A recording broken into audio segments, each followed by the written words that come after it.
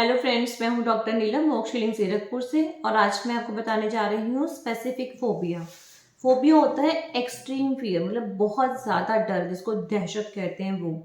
इसमें क्या होता है कि जो फियर होता है बहुत ज़्यादा एक्सट्रीम होता है, अनरीजनेबल होता है, मतलब कोई कारण ही नहीं होता, इरेशनल, मतलब तर्कहीन, मतलब जिसके पीछे कोई पॉइंट ऑफ व्यू नहीं है कि उसको डर क्यों लग रहा है, कोई रीज़न नहीं है, पर डर लग रहा है, और वो भी बहुत ज़्यादा लग रहा है। और वो किसी पर्टिकुलर कोई स्पेसिफिक चीज़ को लेकर हो सकता है, किसी ऑब्जेक्ट को लेकर हो सकता है। कैसे, मान लीजिए मैं एग्जांपल दे दूँ, जैसे किसी को डॉग से डर लगता है, कुत्तों से डर लगता है, ठीक है ना। अब कोई इंसान है, वो जॉब करता है, जैसे उसका घर है, वो जॉब पे जाता है, ठीक है ना। लेकिन नेचुरल सी बात है कि रास्ते में स्ट्रीट है, गली है, गलियों में कुत्ते तो होते ही हैं, डॉग्स प्रेजेंट होते हैं। या उसको जॉब से अगर वापस आना है तो नेचुरल सी बात है कि रास्ते में डॉग होंगे, कुत्ते होंगे। तो वो क्या करता है कि अगर उसको घर से ऑफिस जाना है तो वो 2 या 3 घंटे वेट करता रहता है कि कोई उसको ऑफिस में छोड़ कर आएगा।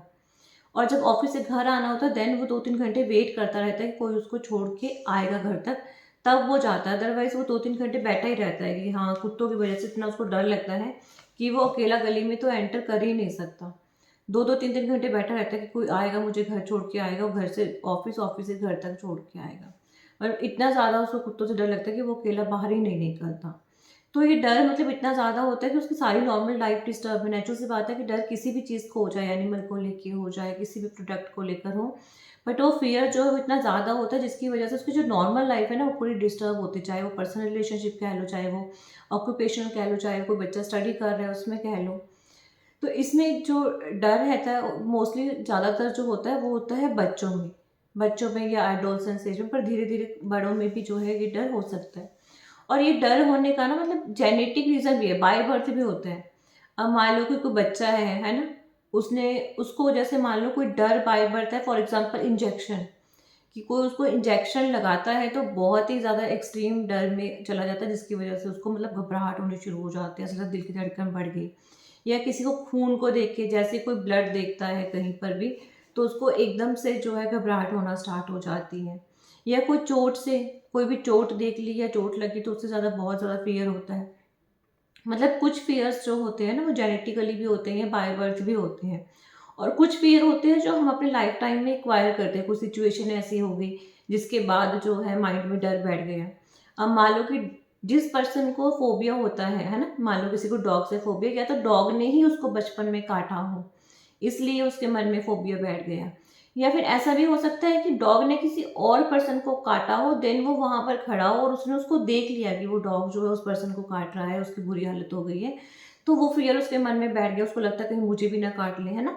कि ऐसा भी हो सकता है कि कई बार कोई रीजन ना हो, ना तो उसने उसको खुद डॉग ने काटा हो, ना ही उसने किसी और को देखा हो डॉग को काटते हुए, कोई सुना हो बात।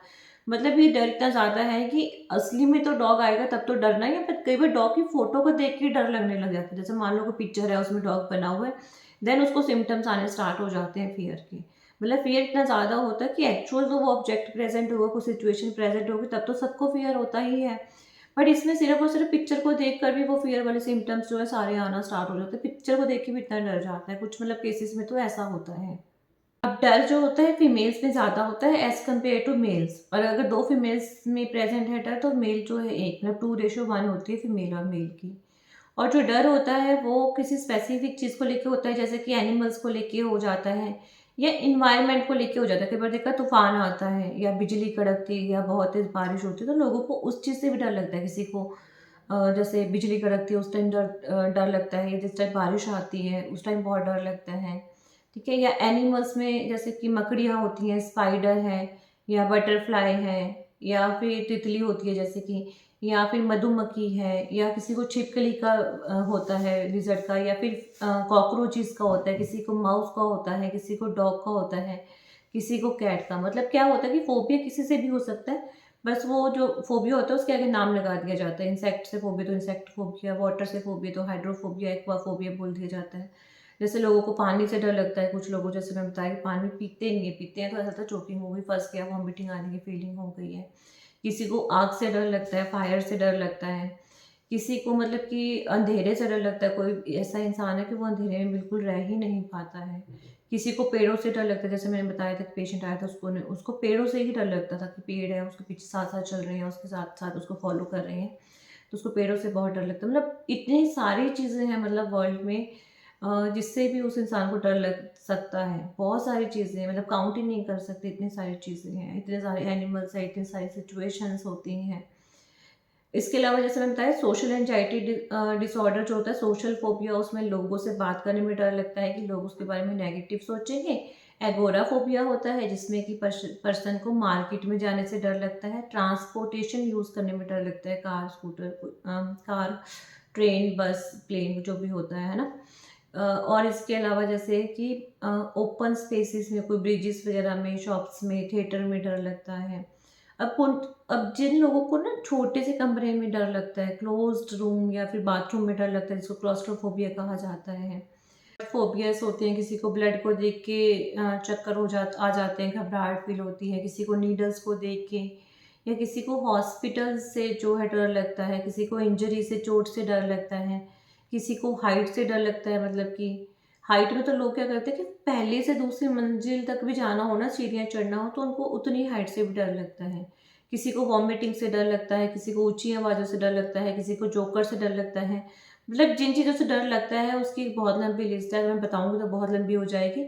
मतलब किसी भी चीज़ से किसी को डर लग सकता है, कोई भी पर्टिकुलर चीज़ ऐसी हो सकती है, और ऐसी करोड़ों चीज़ें हैं दुनिया में जिससे डर लग सकता है किसी भी इंसान को।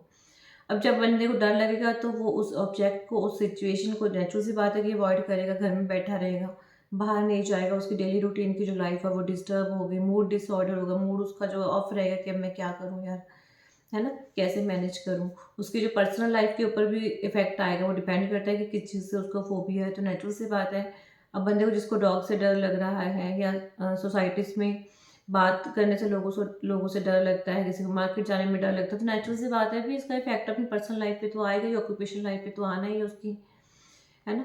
तो मतलब ये जो डर होते हैं ना, ये उस मतलब पर्सन की जो लाइफ़ है उसको पूरी तरह से डिस्टर्ब कर देते हैं।